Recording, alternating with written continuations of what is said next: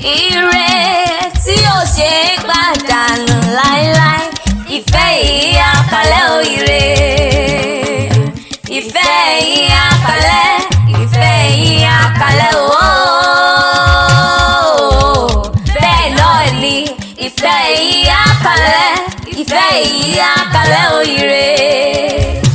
Ire látòkè wá. Ìdùnnú tí kì í ṣe lọ́wọ́. Ire tí ò ṣe é gbọ̀dánù láéláé.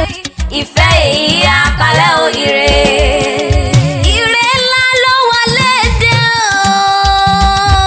Tọkọtaya Abdulrahman Nurudeen Ayọ̀dèjì Ìyàndá, ọkọ Alimot Bukola olówó orí Àríkẹ́. Tọkọtaya mo bá yín dáwọ́ dùnú, wọ́n bá yín dúpẹ́ lọ́wọ́ Olódùmarè ọba tó gbé yín ró.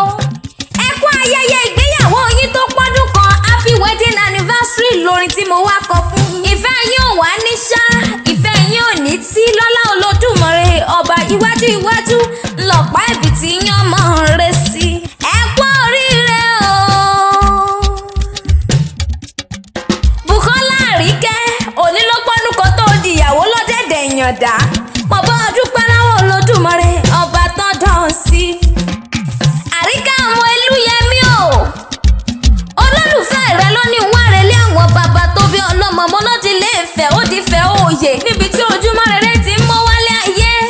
Àríkẹ́ adé o, ọmọ Elúyẹmí mo níwọ̀ lọ́mọ olódò kan tèrèrè, ọmọ olódò kan tàràrà, ọmọ olódò kan tó sàn wéréke tó sàn wéréke, tó dé ìkúlẹ̀ ọ̀ṣinlẹ̀ tó dá bàtà.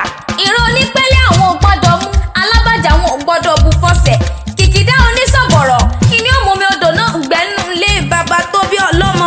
Wọn yìí dúró kí wọ́n nífẹ̀ẹ́ ọ ni, wọn kì í bẹ̀rẹ̀ kí wọ́n nífẹ̀ẹ́ òun dáyé. Kògá kò bẹ̀rẹ̀ ni wọ́n kí wọ́n nífẹ̀ẹ́ òun dolú lé bàbá tó bí ọlọ́mọ gangan. Aya Ìyàndá mo ní ọmọ dàgọ́ jọgọjọ.